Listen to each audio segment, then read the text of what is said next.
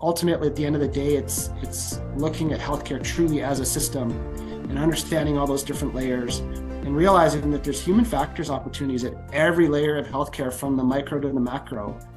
Welcome back to HFIG Talks, the podcast for the Human Factors Interest Group at the University of Toronto, a student chapter of the Human Factors and Ergonomics Society.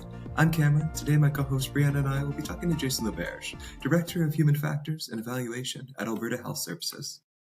All right, welcome back to another episode of HFIG Talks. Today we have our guest, Jason Laberge.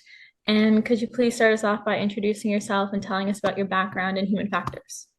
Sure, I'd be happy to. So, my name is Jason Laberge. I am currently the director of the Provincial Human Factors team and the Provincial Simulation team at Alberta Health Services. I've been doing human factors for about 22, 23 years, depending on how exactly you want to count it. My background's in cognitive ergonomics. So I did my master's degree through the psychology program at the University of Calgary. And I guess my career, just in a nutshell, is I spent 2 years right out of my undergrad, actually working for a technology startup in kind of late 90s, early 2000s. And they were a software startup. So had the opportunity to kind of apply human factors, I guess, on software design, software development, a little bit of UX. And then I spent 10 years working for a very, very large global technology and engineering company, sort of corporate America, if you will. And I worked in their corporate R&D lab. So I did human factors research on sort of new products, new services, and then more UX related work on current products. And then the last 10 years I've been working in healthcare, and most recently in sort of this leadership position. So I personally don't do as much hands-on human factors work, but fortunate to work with a very, very talented team that gets to do the fun stuff. Great. So to start off, can you tell us a little bit about what drew you to the field of human factors in the first place? Yeah. For me, it ultimately just comes down to being a really good fit for my personality. I think it's three things. So it's the opportunity to design something. So kind of that creative side of things. And as a kid, I actually wanted to be an architect because I liked the idea of designing buildings. So in human factors, often we have the opportunity to design or redesign, the things that people use. And then, along the lines of kind of being an architect, it's the idea of building something. So kind of bringing in a bit more, I guess, of the engineering perspective where, you've actually got to take a set of needs and requirements and working with a team, figure out, okay, what do we build? What does that look like? And really working through that kind of construction process, if you will, whether it's software or hardware or a service or whatever it might be. And then thirdly, it's problem solving. Like I like to consider myself a problem solver. And I think that's one of the areas where human factors excels, because you put the human at the center and you try to figure out how do we solve the problem so that, the human can be successful in whatever it is they're trying to do, work, play, whatever. So it's kind of that analytical problem solving, trying to take all the different constraints and factors into account and then come up with a solution that works. So that to me is what makes human factors of interest and just a good fit for me as far as career goes. So you said you started studying cognitive ergonomics, right? At the University of Calgary. Did that program teach you engineering principles too, like in terms of problem solving and all the stuff you just mentioned there? Or did you learn that? Yeah, no, that's a great question. So a little bit. So I was fortunate to take a human computer interaction course through computer science, which gave me a little bit more exposure to, I guess, software engineering, if you will. And then the supervisor that I worked with was really good at sort of throwing a problem out there, and as a student, letting you work it on your own and kind of problem solve it on your own, but kind of be on the periphery if you needed help. Mm-hmm. And so I think it was a combination of, the experience taking HCI through computer science, plus having a supervisor that really allowed us to problem solve on our own. Nice. Okay, good. So since you have like that cognitive background, could you tell us about the overlap with psychology and human factors, especially in the field of healthcare where you're working today? Yeah, so I'll start with healthcare. So healthcare's, I mean, I'm probably biased because I work in healthcare, but to me, it's the ultimate complex system. If you think about that traditional definition from human factors, because you've got, organizational factors, you've got automation, but at the end of the day, healthcare is still sort of a people-oriented and sort of a human-centered system because you've got people providing care to other people, you've got teams trying to work together. So there's a lot of sort of individual elements from psychology that come into play, just basics of how people process information and then how you design taking that into account. But then there's a lot of group human factors, so team human factors, even a little bit of social psychology that comes into play. Everything from teamwork to crew resource management, team culture, all of that stuff comes into play in healthcare. And I think, having the sort of psychology background myself, along with a little bit of the engineering background through my work experience and some of the classes that I took, is a really good intersection for sort of how we try to practice human factors in healthcare. Because I think it's ultimately, at the end of the day, it's looking at healthcare truly as a system and understanding all those different layers and realizing that there's human factors opportunities at every layer of healthcare, from the micro to the macro. And there's aspects of psychology at every layer as well, from the individual all the way up to the organization, with the teams being somewhere in between. Great. So within the bounds of the various different places that healthcare can go, one piece of your work that we found very interesting was in relation to design factors in very unorthodox working environments. The specific example was ground and air ambulances. Can you tell us a little bit more about the ways that you can approach those sorts of situations? That's a great question. So the human factors team in AHS has actually done, I would say, projects probably going back more than 10 years on what we call sort of mobile healthcare environments. So for us, that's ground ambulances, air ambulance, STARS, air ambulance, community paramedic vehicles, which are typically more like SUVs. And they're quite unique and challenging from a human factors perspective. So, the most obvious is there's a lot of physical ergonomics that come into play because it's a very, very small environment. And it's ergonomics from both the provider perspective, but even the patients. And if you think of the variability between those two groups, and sometimes there's 2 or 3 people working in the back of an ambulance. So you've got people on top of people, and they're trying to do really, really important things. So everything from administer life-saving medication to doing CPR. So there's tons of physical ergonomic considerations. And my team is, there's a separate team in AHS that does the physical ergonomics. So I'm not going to claim to be an ergonomic expert by any means, but absolutely critically important, because you have to really just follow the basics, right? The most important stuff needs to be within reach. But what we've tended to focus on in our work is a little bit more, how do you organize the workspace? So coming up with systems for storing and labeling medications and supplies and equipment, and thinking about how do you do that in a way that supports, what can be fairly routine work, but also a lot of work that's not routine, completely unexpected, that maybe you've never encountered before. And what's interesting, I think, about those environments, especially in the last little while, is there's a lot more technology going into those environments as well. So it's not unusual for a paramedic to have, an app on their phone that they can use to look up a protocol that maybe they're not familiar with. 10 years ago, they would have had probably a binder of sorts, but now it's right on their phone. And, there's more and more equipment going into the ambulances. There's more computers going into the ambulances as we move more and more to sort of province-wide electronic charting. So it's really trying to figure out how do you put more stuff into a very small space and ultimately try to optimize it as best you can.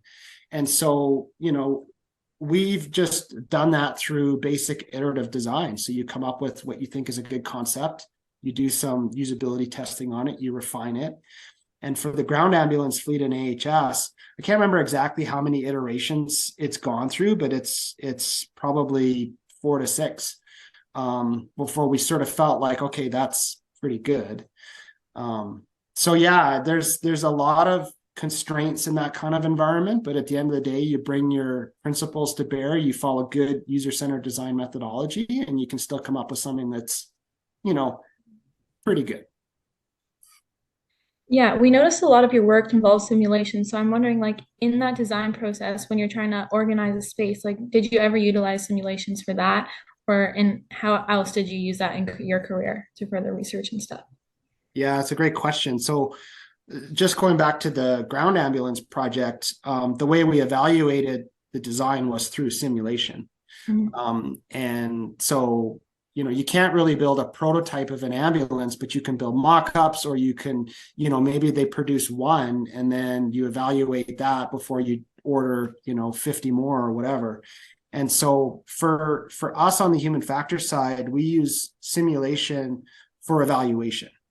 So I make that distinction because I also lead the provincial simulation team in AHS, and their work is a little bit more focused on using simulation for education, which is a bit different. And fortunately, where those two teams intersect is when we're using simulation for evaluation. So simulation for us is really just about creating realism so that you can, evaluate something with as much validity as possible. And so it doesn't necessarily mean that you're using sophisticated simulators or simulation equipment. It can be. So we've got, pretty high fidelity mannequins that can, simulate vital signs. They can blink, they can talk, they can groan, they can moan. You can make their lips turn blue. There's all kinds of things you can do to create a fairly realistic sort of patient, if you will. But we also, try to create realistic physical environments. So we might, mock up a room. We might go to an actual room that obviously doesn't have a real patient in it, but, we'll sort of commandeer the room so that we can do an evaluation. And that general approach we've used for ambulances, medical devices like infusion pumps, even tools that we've helped design, so forms and checklists and algorithms and other cognitive aids. And so it's really just using simulation as a general evaluation technique, which I would argue you do in usability testing, right? Usability testing, you typically do it at minimum by saying, here's your scenario. Now go and try to do what's described in the scenario, and we're going to watch you. So for us, we're just taking it to another level by bringing in more and more and more realism. Were you ever involved? Oh, sorry. No, please, after you. So were you involved in like the back end of planning that simulation out, or more just so like in the usability testing, like observing it happening?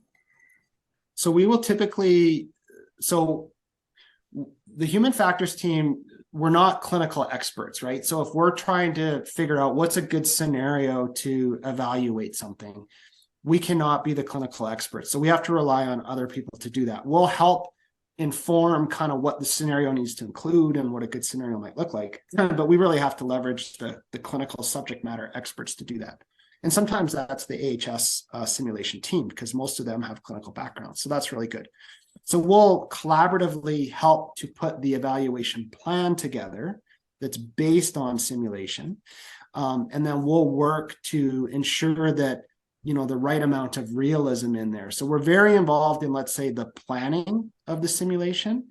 And then the actual execution, it depends a little bit on the nature of the sim, but we're usually working with a simulation team of sorts that can, work the mannequin or whatnot. But if we're doing something that doesn't involve a mannequin, and maybe we're more just trying to simulate the physical environment, we can do some of that on our own. So really it depends on the nature of the project, but, there's always a very collaborative process around the simulation evaluation plan, if you will, which sometimes can be very, very scripted, like certain things happening at certain times. It just depends on what we're trying to evaluate.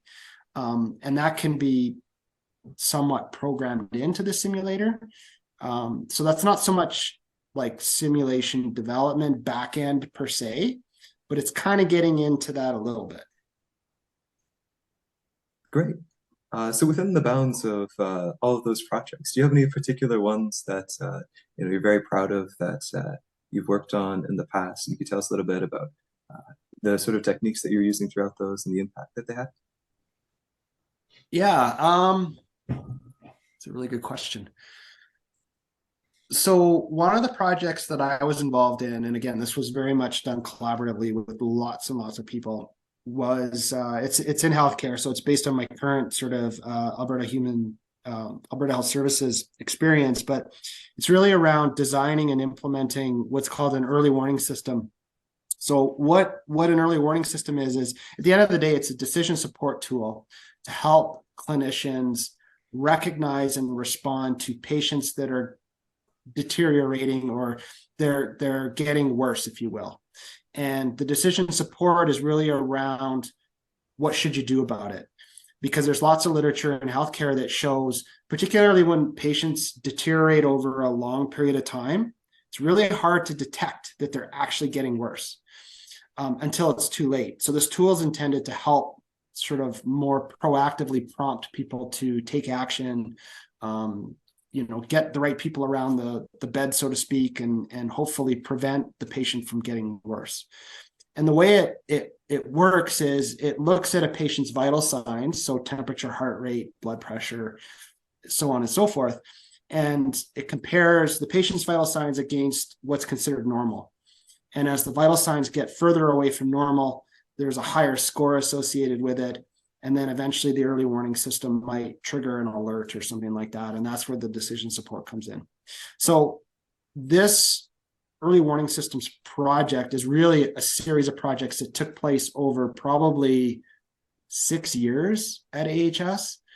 And it started with, we were trying to do it on paper. And so the human factors component to that was trying to design a paper tool that would make it easy to trend vital signs, see when they're getting outside of normal, motivate people to recognize that something's not right and steer them in the right direction in terms of what they can do.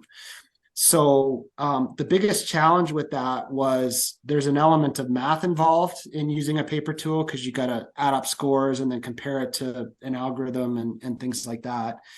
And you have to make sure that you're sort of putting the right information in there in the right places and things like that. So we were reasonably successful in rolling it out.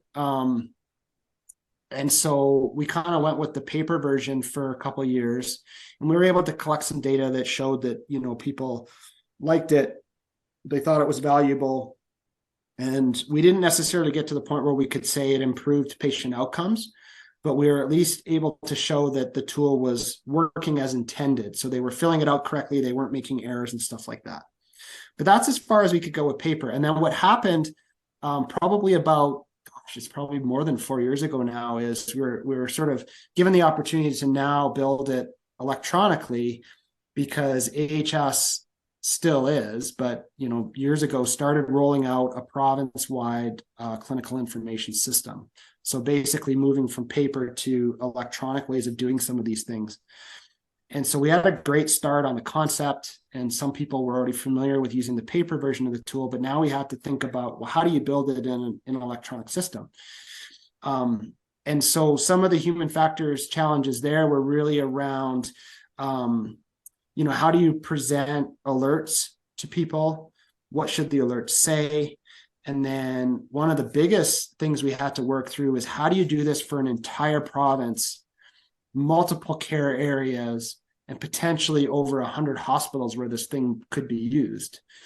And so we had to, do a lot of stakeholder engagement and stuff. And some of that's getting a little bit outside of traditional human factors, but we were able to use a lot of human factors concepts and principles almost as an engagement strategy. So I'll give you an example. We did prototyping, and we would present like option A, option B, and then we'd get our stakeholders to vote on which one they thought was better and why.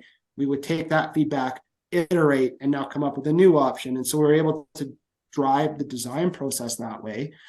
And then once we actually had a working version electronically, we did some usability evaluations to make sure that people understood why the tool was, existed. Did they understand the alerts? Did they have any recommendations on how we could make it better? So that led to another, iteration. And so, that whole clinical information system is still being rolled out provincially, and I'll probably talk more about it later.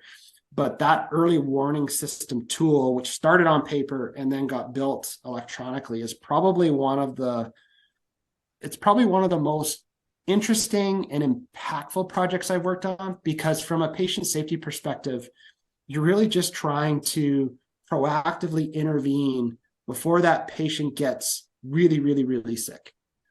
Mm-hmm. And to me, that is patient safety in a nutshell. Yeah, that's a great one. Do you have any other projects that have had similar impacts? That's a great example. I think I'm going to talk more in general terms, because there's another type of project that the human factors team does in AHS that I think has had a tremendous impact on the healthcare system in Alberta. And it's the work that we do around work environment design. So I was talking earlier about ground ambulances and air ambulances, things like that. So we also generally support when people are trying to improve their workspace, large-scale renovations, and what we call capital projects. So capital projects in Alberta are, really, really big, lots of dollars involved. Typically, it's a large renovation or even a new facility or an expansion. And so one of the things that we've done in AHS is develop and apply human factors methods to the design process of, let's just say, new facilities. And so we work with architects, we work with the clinical stakeholders and end users to get everybody involved in a design process. And we use simulation. So I'm going to tie that in as well, because typically we'll tackle a project like that in phases. So the first phase, we might help with what we call a tabletop simulation. So the idea there is, the team will come up with their best design on paper, literally a drawing or a blueprint. We print it off. We actually will develop scenarios that represent, typical tasks, atypical tasks, and then we'll get representative end users physically or virtually around a table, and we'll work through the scenario together, having that drawing or blueprint as a reference. And if we're doing it in person, we'll actually use little Lego pieces to represent people. Sometimes we build little Lego things for carts and stuff, and we'll actually move them along the drawing to simulate workflow and where there might be congestion. And it ends up generating all kinds of feedback that the architects will then take away, and they'll revise the design based on that. And then the next phase that we might do is a mock-up evaluation. So now you take that drawing on paper and you mock it up to varying degrees of fidelity. We've done it using cardboard. AHS has hired construction firms to build, temporary walls out of plywood and things like that. And then they've even, basically almost built out a room with all of the finishings. There's just none of the actual mechanicals and stuff in the wall. So there's different levels of fidelity for mock-up, but you physically build it to scale, but then you do the same thing. You bring end users into that space. They work through scenarios, and we've done ORs, we've done ICUs, we've done all kinds of rooms using that kind of approach. And then the last phase is, once it's built, but before the doors open for patient care, you do another simulation, getting end users to work through scenarios. The environment's fully built, it's pretty much ready to go, and now you're just fine-tuning it. And you're also fine-tuning process and where equipment's located and stuff like that. So I think I bring that up kind of, I guess, under the heading of things I'm most proud of, because I think it's one of the areas where the AHS Human Factors team probably somewhat uniquely has influenced healthcare facilities in Alberta. And there's some really, really big ones that I could point to, but the one that's probably most interesting in the now is the Calgary Cancer Centre. So we've been supporting that project through those multiple phases going back years. And we're now getting ready to do kind of that last phase, what we call clinical commissioning simulations. And then probably a year to 2 years from now, the doors will open. And so there's many examples like that. But I mean, the Calgary Cancer Center is a massive facility. I'm not going to tell you approximately how many dollars because I'll probably get it wrong, but it's basically a hospital that specializes in cancer care. So very, very big. And we've had a lot of influence on that. And that's just one of many examples. Right, yeah. Thank you so much. Especially with your work in healthcare, it seems very impactful, like, and it's improving the way people work and ultimately give better service, right, to the people who are sick and need help. So we understand that you're now in a leadership role more so, and you have multiple teams working under you. So could you tell us a little bit about the projects that your teams are working on, or your team?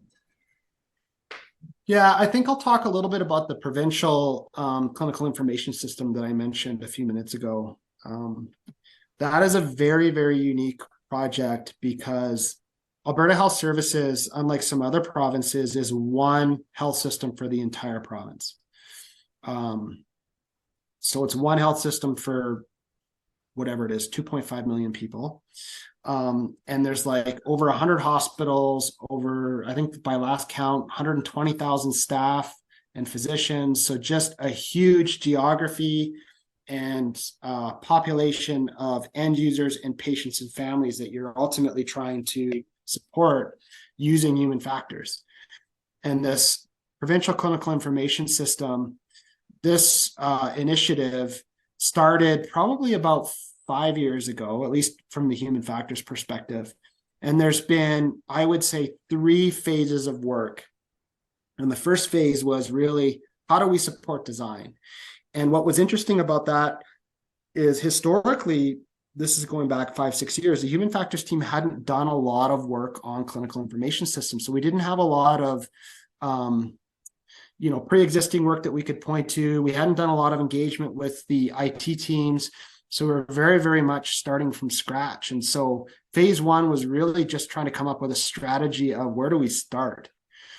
And to make a long story short, what we did initially was basic usability testing and just trying to get some kind of usability testing going on the system as it was being designed. And what was tricky about that is, and this isn't unique to healthcare or even this project, but it has to be far enough in the design that you've got something to test, but it can't be so far along in the design process that you can't make changes. So there's a sweet spot in there.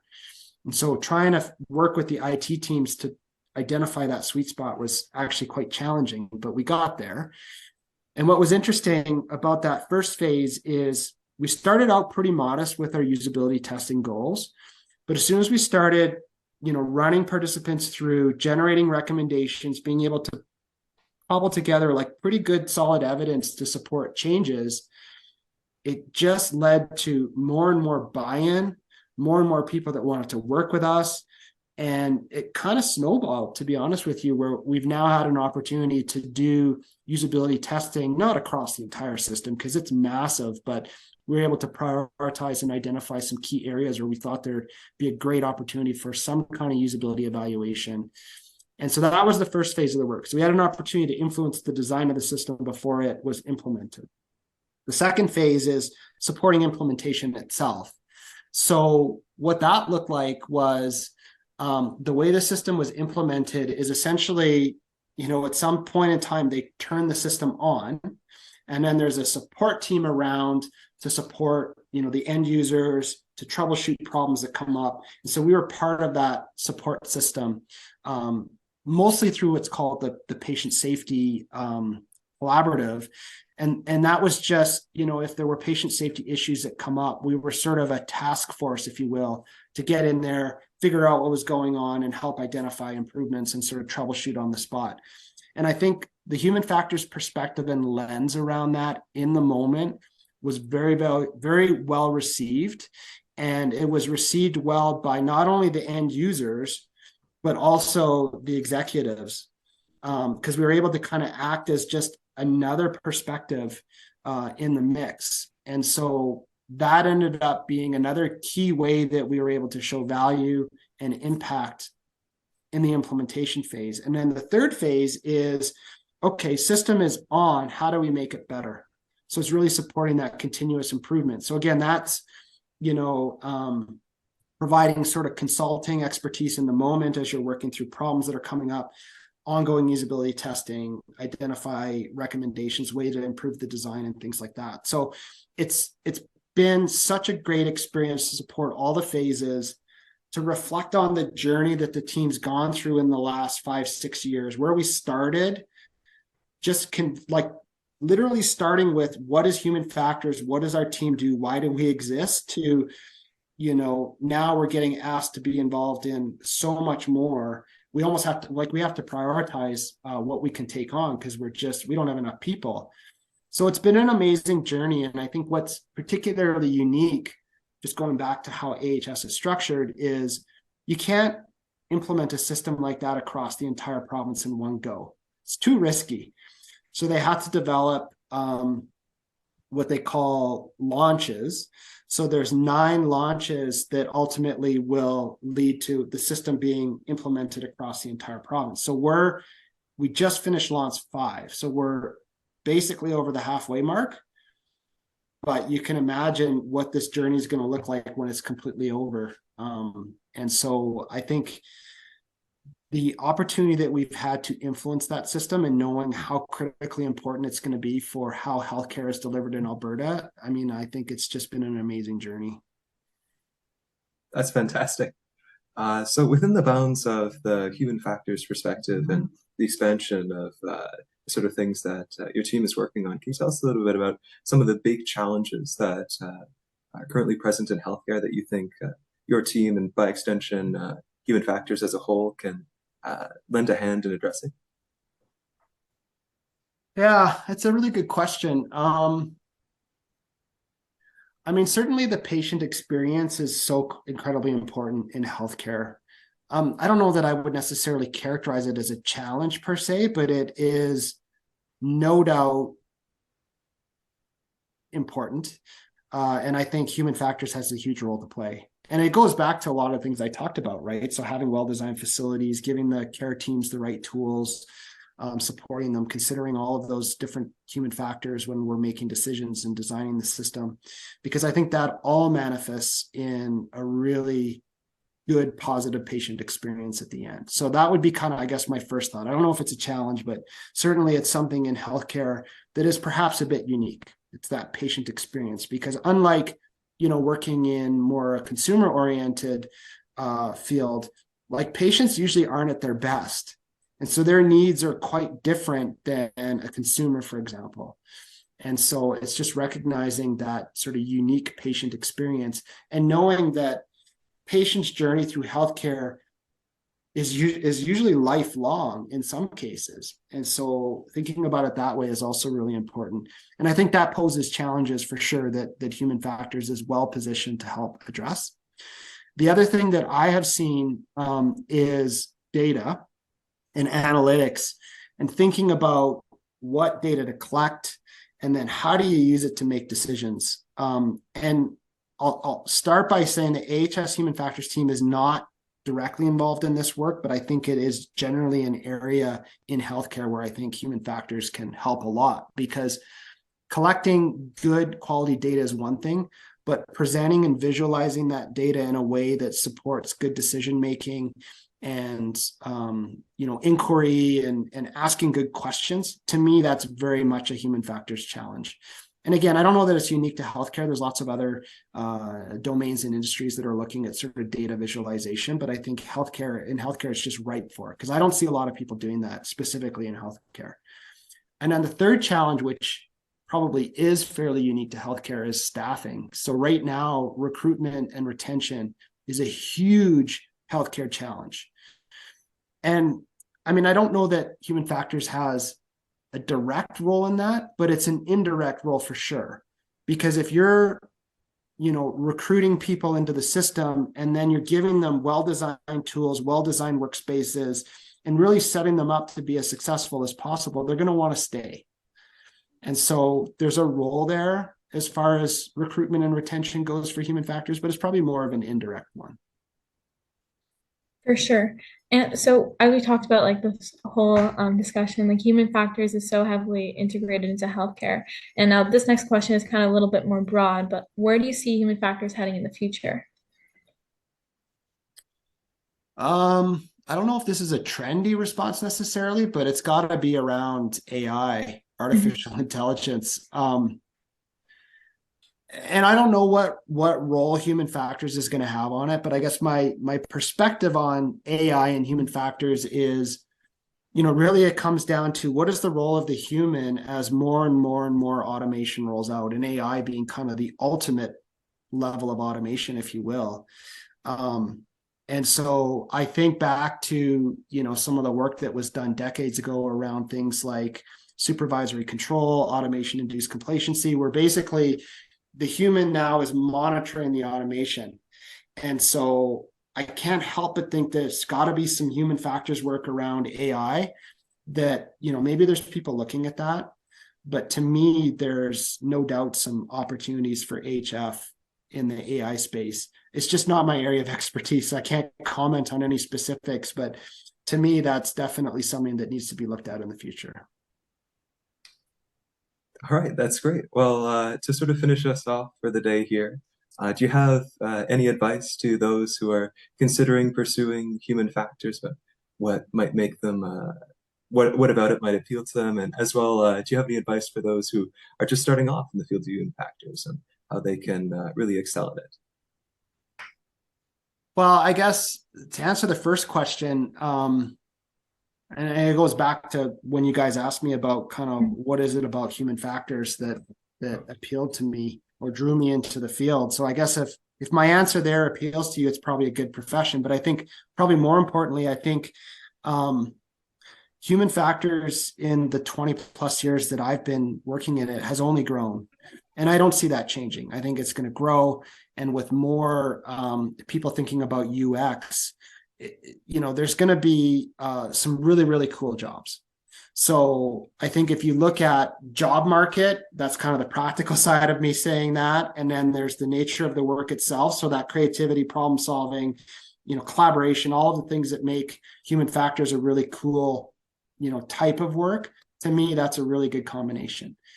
I guess the advice I would give, and I'm going to preface my answer by saying this is very much an industry perspective. So if someone's interested in academia or something or research, be a very different answer. But if you're interested in working in industry as a human factors professional, I think my advice would be get as much variety of experience as possible. So to me, that's different kinds of problems, different kinds of methods, working with different kinds of people in as many different industries as you can. I'm not saying go and job hop by any means, but sometimes it's just seeking out that variety as much as possible. Because I really do believe that, being somewhat of a generalist in human factors, especially to start in someone's career, is a great foundation to layer on expertise over time. So that would be one suggestion. And then for people that are really just starting out, and thinking about applying for jobs, again, very much an industry perspective, it's really about knowing how to put a good resume together, to be honest with you. As someone that has looked literally at thousands of resumes, what I look for is not where you've worked. It's more, what are your competencies? So what do you know? What are your skills and what are your attributes? And then make sure there's evidence for that in your resume. Because most hiring managers like myself, when we're looking for someone, we're looking for certain keywords. So those keywords are things that you can, emphasize as far as skills. So what do you know how to do? What do you know about? Typically that's covered in coursework if you're coming out of school, but what courses have you taken? And then what are your attributes? So are you a leader? Are you someone that likes to step up? Are you highly motivated? And then again, layer in evidence of that based on, your work experience and your extracurricular and stuff. So I think just knowing how to put a good resume together can be the difference between somebody going in the maybe pile and somebody going into the no pile. All right, that's great. Well, that's all that we had for you today. So thank you so much for your time. You've really given us a lot of great insights, and we being on the younger side, we'll take that last bit to heart. But thank you so much. You've given us a lot of great information today. Thank you both. I appreciate it. It's my pleasure.